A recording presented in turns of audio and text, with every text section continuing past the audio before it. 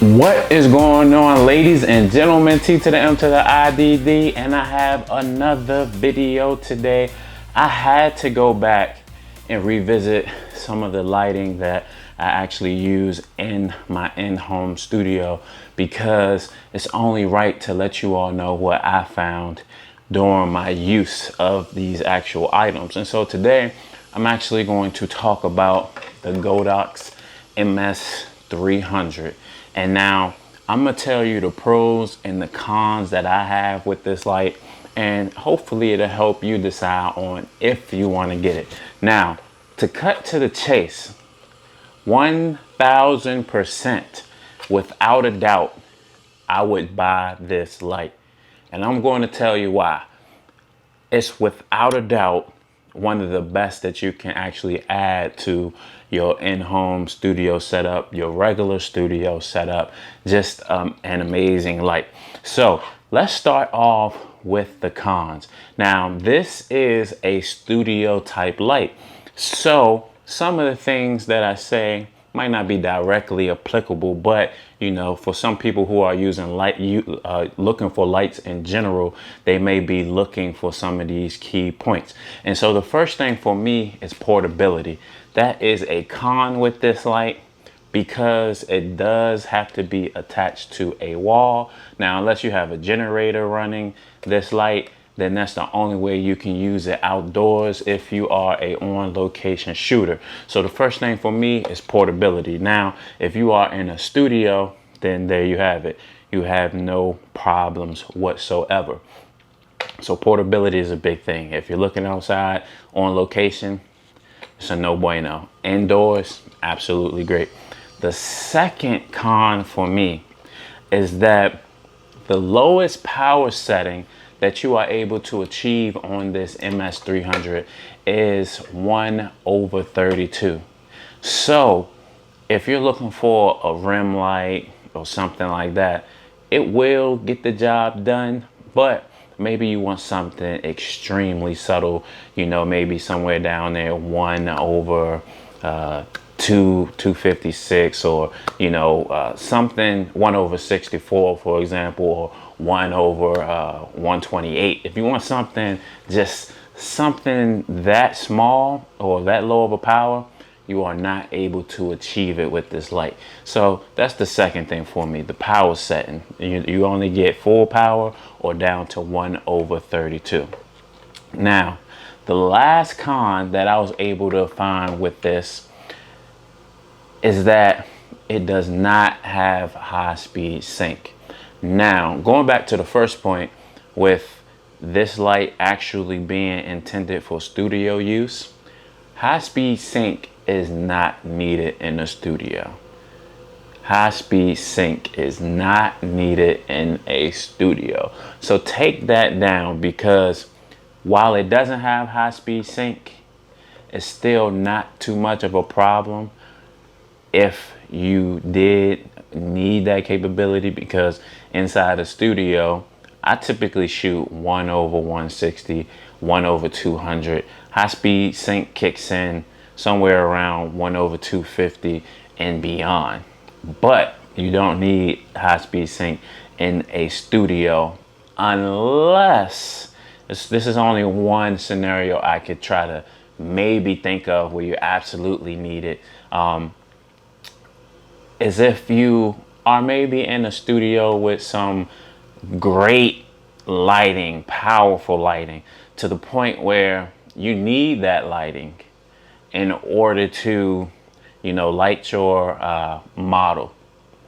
This is just a scenario that I'm just trying to pull and make an excuse for, right? So in that case, you actually might need to go a little bit further with your shutter speed, maybe. But 9 times out of 10, you could use your aperture, your depth of field, and actually kill the ambient lighting. So if I had to try to pull an excuse, that would kind of be the only one, which is not really a great excuse to need high speed sync. But there you have it. So no high speed sync. Okay, so those are my cons. Now, I'm really kind of pulling with no high-speed sync, and I'm actually kind of pulling with it not being portable, because while this is not really saying Godox MS300 studio light, it is intended for a studio, and we mainly know that because it needs a power source to the wall. Now, the three pros of this, and this is why I believe that this is probably one of the most low budget but effective lights that you will find, especially if you're just building the studio or you're using the studio. Get this light without a doubt. And I only bought one, but the first thing that is amazing about this light is the price. Now, this right now costs $105. I probably bought it just around 110, 115.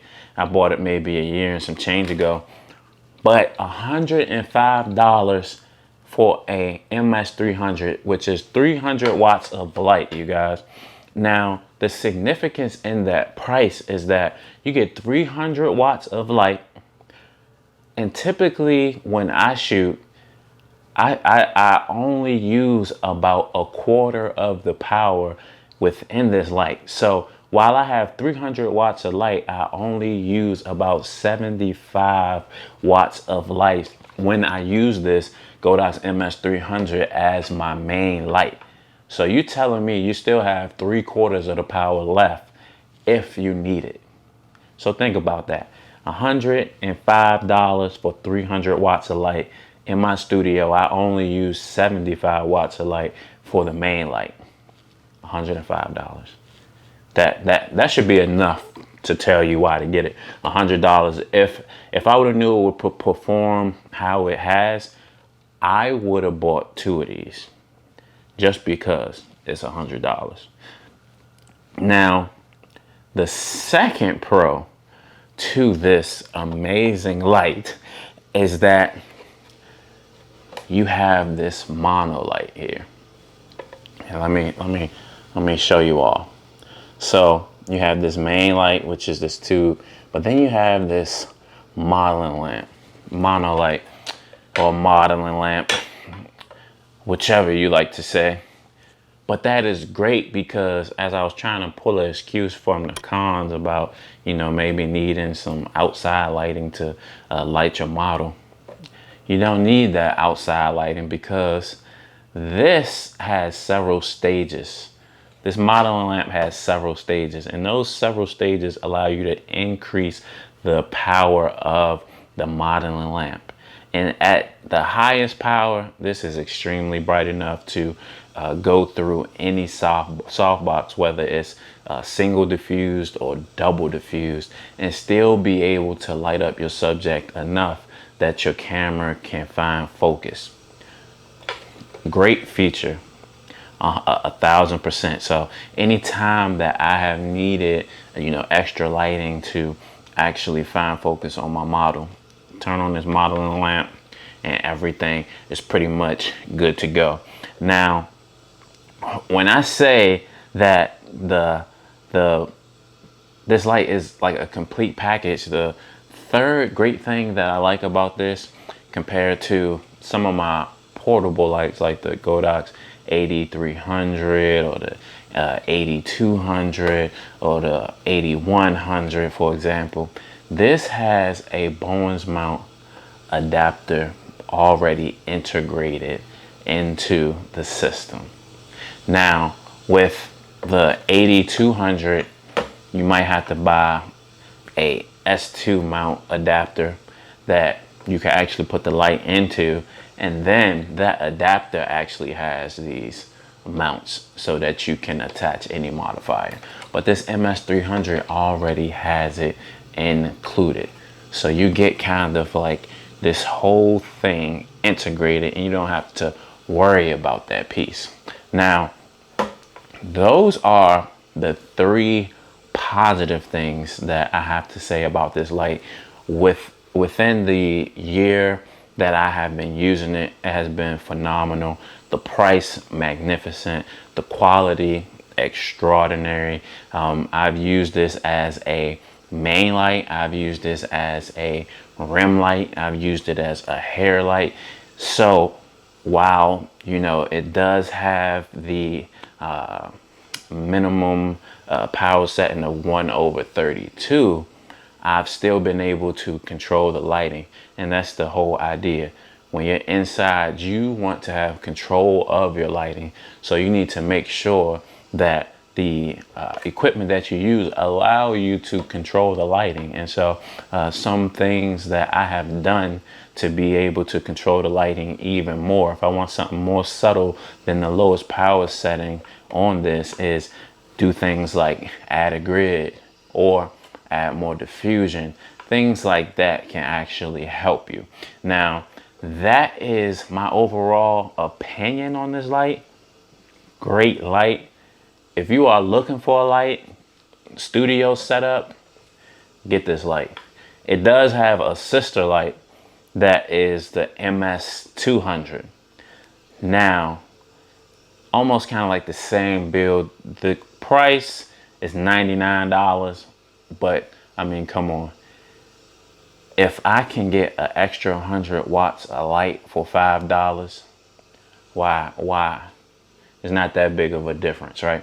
So MS300, a year later, fantastic light for studio photography. Go get it. If you don't have it, if you can get 2, if you can get 3, I'm telling you, for your studio setup, you cannot go wrong. T to the M to the IDD. Peace.